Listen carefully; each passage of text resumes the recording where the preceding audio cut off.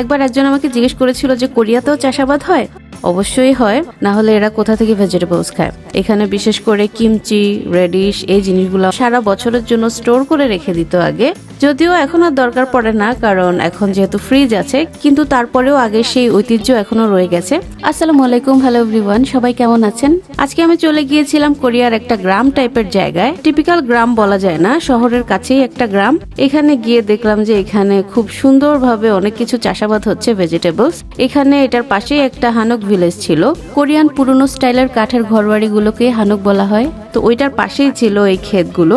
আর যারা এই চাষাবাদের কাজগুলো করছিল দেখলাম যে বেশিরভাগই সবাই বৃদ্ধ মানুষ। আর একটা ক্ষেতও যে এত সুন্দর অর্গানাইজড হতে পারে, এত পরিষ্কার হতে পারে, সত্যি নিজের চোখে না দেখলে বুঝতাম না। আপনারা কিন্তু এই সবজিগুলো সরাসরি এই ক্ষেত থেকেই কিনে নিতে পারবেন। এখানে ভিডিও করতে করতে আমার সামনেই কিন্তু অনেকে কিনে নিয়ে গেল, কারণ এগুলো একদমই ফ্রেশ। কোরিয়ানরা কিন্তু যে কোনো কাজের ক্ষেত্রেই ড্রেস কোড মেনটেন করে, কিংবা যে সেফটি সিকিউরিটিগুলো ওগুলো মেনে চলার চেষ্টা করে।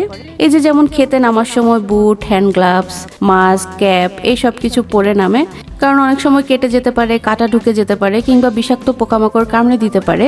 তো নিজের সেফটির জন্যই আসলে এই জিনিসগুলো মেনটেন করা উচিত। আর দেখতেই পাচ্ছেন এখানে অনেক সুন্দর করে এরা গ্লাভস এবং বুট ঝুলিয়ে রেখেছে কাজের সুবিধার্থে।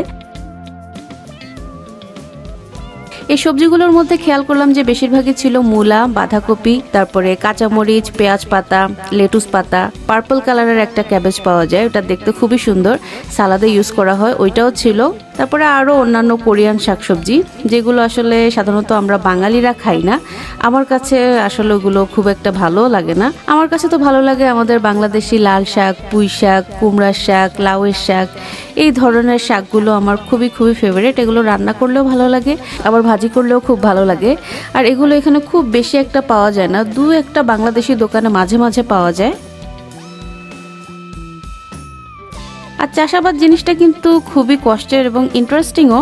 আমি কিন্তু আমার বারান্দায় পুদিনা গাছ লাগিয়েছি, আর যখনই পুদিনা দরকার হয় তখন কিন্তু এটা আমি কিনে আনি না, সব কিন্তু আমার ওই গাছ থেকেই উঠিয়ে আনা হয়। তো আপনাদের এরকম ছোটখাটো যদি কোনো চাষাবাদ থাকে নিজেদের বারান্দায় বা বাসার সামনে গার্ডেনে, আমাকে কিন্তু অবশ্যই কমেন্ট করে জানাবেন।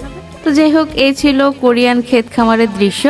কেমন লাগলো আজকের ভিডিও অবশ্যই কমেন্ট করে জানাবেন, আর অবশ্যই লাইক, ফলো এবং শেয়ার করে পেজের সাথেই থাকবেন। আপনারা কিন্তু আমাকে ইউটিউব এবং টিকটকেও ফলো করতে পারেন, নোটস ফ্রম জেসি এই নামেই আছে। দেখা হবে আবার ইনশাল্লাহ পরবর্তী ভিডিওতে। সে পর্যন্ত সবাই অনেক ভালো থাকবেন, সুস্থ থাকবেন, আর আমাদের জন্য দোয়া করবেন। আল্লাহ হাফেজ।